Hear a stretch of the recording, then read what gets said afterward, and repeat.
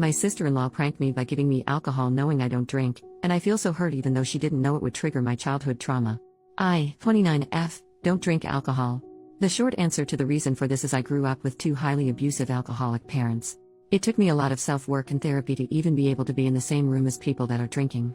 When I meet new people, I just politely turn down drinks by saying something along the lines of I don't drink. There has obviously been some instances where people ask me why, but I never go into the traumatic details. I've never had anyone push it onto me or anything. That's what makes what happened last weekend so bizarre. On the second Saturday of every month, my husband, 30M, and his sister, 32F, throw a cookout or something along the lines for all of their childhood friends. I've always thought it was really cool that they stay close with so many people since I myself moved away from home and only stay in contact with one friend from school. I've been attending these hangouts ever since my husband and I started dating. There's never been any issues. I get along well with his friends and his sister. Last Saturday, my husband took my 11-year-old little brother out of town for a dad and Sunday. We're his legal guardians. I've had custody of him since I was 20. So I went to the cookout alone this time. I've done this a couple times before, it's always been fine. So, my sister-in-law handed out the usual mimosas, and I asked for just orange juice like always. When I took a sip of the drink she handed me, I immediately spit it out because I could taste champagne. I turned around to my sister-in-law and said, "Oh, you must have given me your drink by mistake." When I turned, I noticed her and two of her friends laughing. I was so confused. I asked what was going on and my sister-in-law said through her giggles, "We thought it would be funny to see how you react to alcohol since we've never seen you drink it before. You should have seen your face." I was honestly just so shocked by that my only response was, "What the hell?" As they continued laughing, I just told them I was leaving. I honestly don't even remember that drive home because I was trying to keep myself from having a panic attack. When I finally got home, I just broke down crying. My husband and brother got home shortly after that and I couldn't hide how I was feeling even if I wanted to. My husband immediately asked me what was wrong and I just broke down again. I hate that my brother had to see me cry. I try to keep our house as happy and safe as possible. After I put on a movie for my brother, I explained what happened to my husband. He was so mad. I've never seen him like that before. He told me to go relax with my brother and he was gonna sort everything out.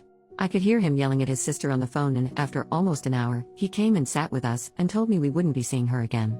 The next day, we told my mother and father-in-law. I've always been really close with them so I wanted to confide in them, but I was obviously scared because that's their daughter and I didn't want to talk bad about her to them. To my surprise, they were absolutely mortified and so apologetic on behalf of their daughter. I'm so glad because my little brother adores them. It would have been devastating if our relationship with them suffered because of this. So, yeah. This past week has been so weird. I feel weirdly betrayed. I hate that my sister-in-law and her friends used me as some sort of entertainment for the day. I know that they don't know the trauma this triggered inside of me, but I'm just so confused on why they thought that was an okay thing to do.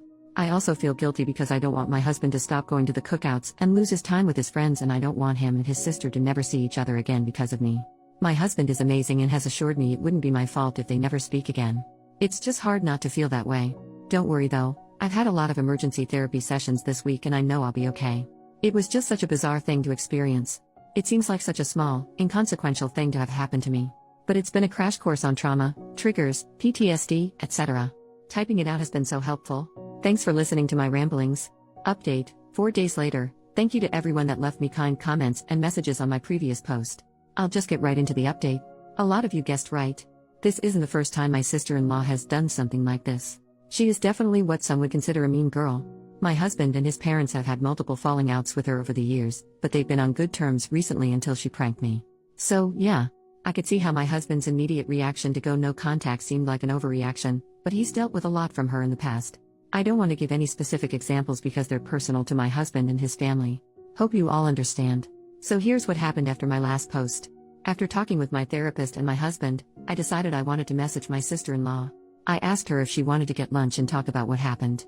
I wanted to explain some of my past to her, my PTSD diagnosis, and why what she did affected me so much. I just wanted this to be over and for us to come to an understanding. But she never responded. A couple of my husband's friends that were at the cookout when the prank happened called us to check in on me. They said they had no idea my sister-in-law planned that and they never would have let it happen. That's probably why she didn't clue them in on the prank. They told me that after I left, they told her it wasn't cool.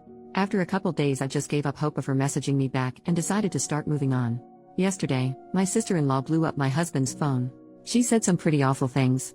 To summarize, it was along the lines of "It's not my fault your wife is a pussy that is scared of champagne." She called me a bunch of names, from everything to bitch, cunt, etc. She said she never liked me and she wished my husband stayed with his high school girlfriend. They broke up when they were 18 by the way, my husband is 30. Lol.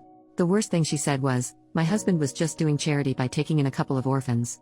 If you don't remember, I have custody of my 11-year-old brother and we don't have any contact with our parents because they're abusive. So yeah, some pretty awful stuff. I was honestly just shocked. I thought we got along fine. We were never best friends or anything, but I had no idea she held this much animosity towards me. Maybe she's just embarrassed and lashing out because her parents or some of her friends berated her for it?